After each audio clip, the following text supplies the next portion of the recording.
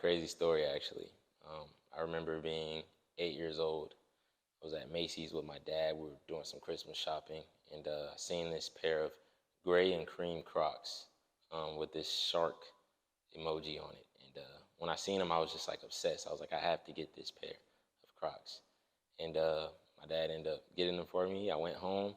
I put them in sports mode, as what some people will call it now, and I just remember running up and down the street, and I just felt fast. So that was the first time in my life that I ever really felt speed or felt fast. So I've been running track since middle school, competitively, but I've always been around track. My older sister ran track, my younger sister ran track.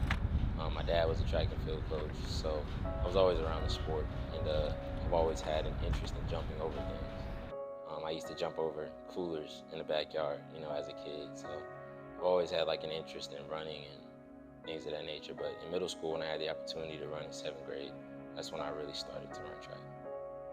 So I run the 110 hurdles, 400-meter hurdles, 100-meter dash. Indoor, I run the 60-meter hurdles, 60-meter dash. All right, so Olympic qualification, very interesting.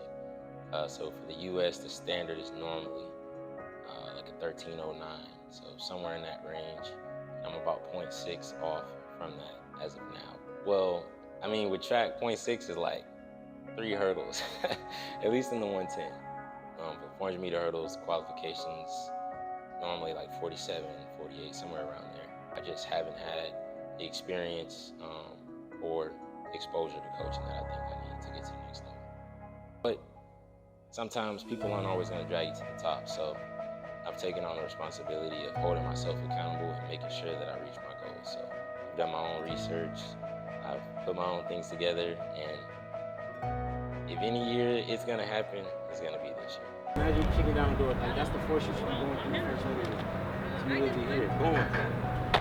You're not Your arm is here, right? If your arm is going straight up, there you go. straight back, your hips are going to stay forward. So when we do hurdle drills, you might see me focusing and keeping my hips straight. Sometimes I put my arms up, just kind of see how my hips are moving. But the little drills, they're going to translate to this big drill. Yeah, so over the break, all the rest of your training, all the way up until first track and through the season. I feel like we both push each other. We understand the level of greatness we're trying to get to, and we're like-minded, and we always talk about that type of stuff. We always talk about, and we trying to get to nationals. We got the bigger plan. We trying to go to the Olympics. We always talk about it. Me and him get a little competitive too. Sometimes I don't run hurdles, but I always talk smack to him. I'll come down there and I'll whoop you in hurdles. I run the 400. He doesn't run the 400, but he said, don't make me come up there and smack you in the 400. So it's stuff like that, I feel like a lot of people on the team don't realize how down to earth Daniel is and how genuine of a dude he is. So I think, I don't think people really realize how good of a man he is actually. Daniel is a great person actually.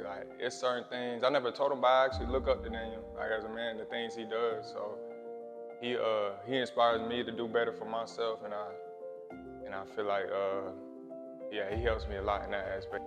Me and Daniel have been running together since 7th grade, but we didn't know each other in middle school.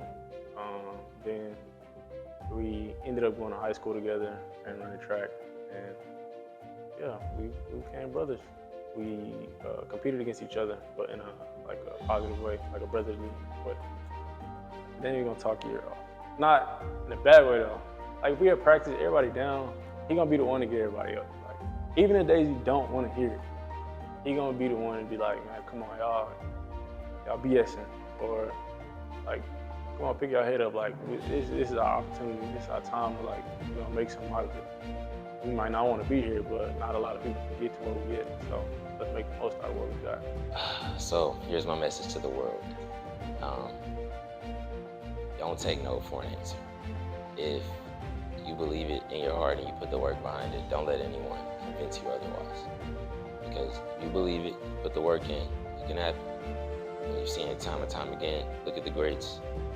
They at one point had to lose before they became the people who they were.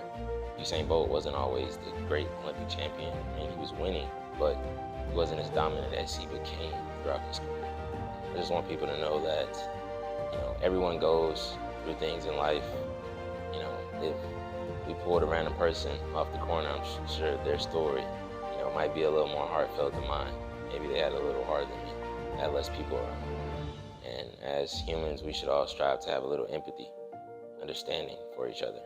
So going forward, I just hope that I hope that this inspires people to be more empathetic and have understanding of people's stories, and don't always look on the outside. Take the time to get to know people for who they really are.